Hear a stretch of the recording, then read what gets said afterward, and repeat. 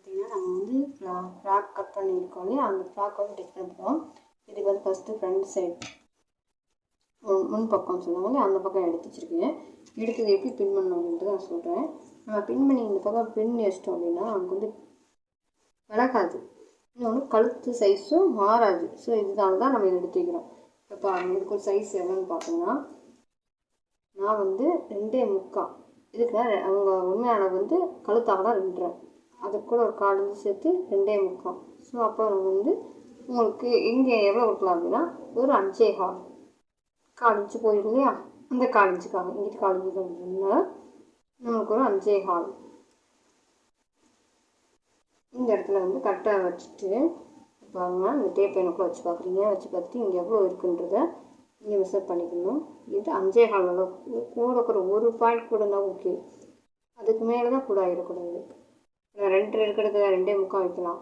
ஏன்னா நான் தையலுக்கு இந்த தையலுக்கு மடக்கும், இந்த தையல் வந்து திருப்பூர் அந்த தையலுக்காக சேர்த்து 5.25 வைக்கிறேன். இதுக்கு பின் பண்ணுறது வந்து இங்கே ஒரு பின் பண்ணிக்கோங்க.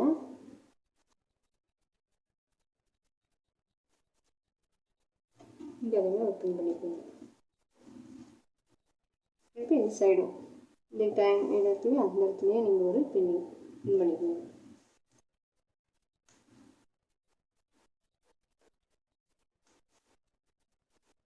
இப்படி பண்ணிட்டீங்கன்னா உங்கள் அளவு மாற. இப்போ நான் வச்சு பின்னும் இந்த சைஸ் கரெக்டாக இருக்காங்க பாருங்கள், இந்த கழுத்து தான் இப்படியே நீங்கள் வச்சு தைச்சிக்கலாம். அடுத்து கீழே ஊற்றுங்க. இந்த கழுத்தை சைஸ் மாறாமல் இருக்கிறதுக்காக அழகாக இருக்க இங்கே ஒரு பின்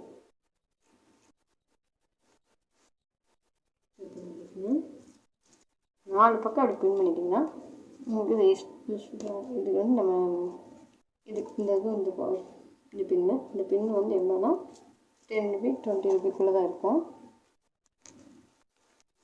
நான் மீஷோவில் பண்ணேன். இந்த மாதிரி ஒன்று வாங்கி வச்சிட்டிங்கன்னா ரொம்ப யூஸ்ஃபுல்லாக இருக்கும்.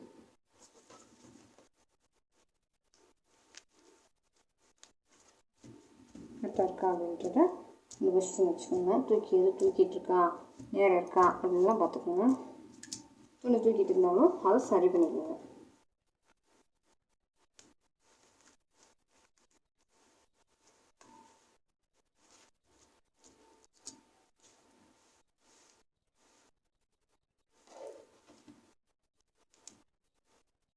இது இருக்குங்களா, சுடிதாருக்கு என்ன தைக்கிறீங்களோ அந்த இது கட் பண்ணி வச்சுட்டு அந்த வந்து பொசிஷன் இப்படி வச்சு பார்க்குறீங்க. எல்லாத்துக்குமே சின்ன குட்டி பசங்களுக்கு ஃப்ராக்கு, பட்டுவாடை சட்டையா எதுனாலும். இப்போ நான் வந்து அம்பர்லா ஃப்ராக் பண்ணுறேன். இதில் வந்து ஃபஸ்ட்டு ஃப்ரண்ட் பார்ட் வந்து எப்படி பண்ணுறன்றதை டீச் பண்ணுற பாருங்கள். நீங்கள் என்ன பண்ணீங்கன்னா இங்கே இப்படியே நீங்கள் வச்சுட்டு இந்த பின் நெக்ஸ்ட்டு நீங்கள் ஈஸியாக சுற்றுறேன்.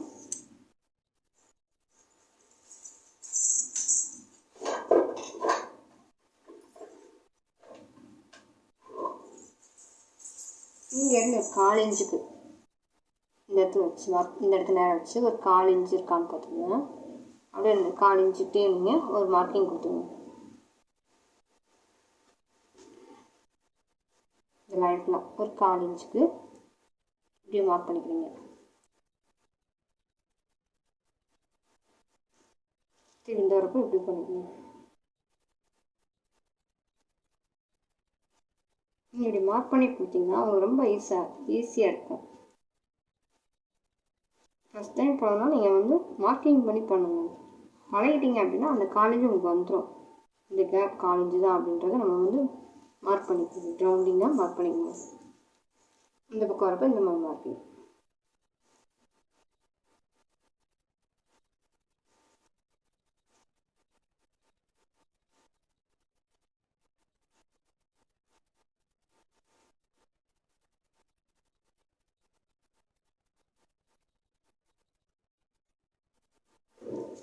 இதை பாருங்கள், நான் இதில் வந்து ஒரு 1/4 இன்ச்சு ரவுண்ட் பண்ணி கொடுத்துருக்கேன் இல்லையா. ஸோ இதுதான், இதுக்குள்ளே தான் நான் வந்து டிச்சிங் பண்ண போகிறேன்.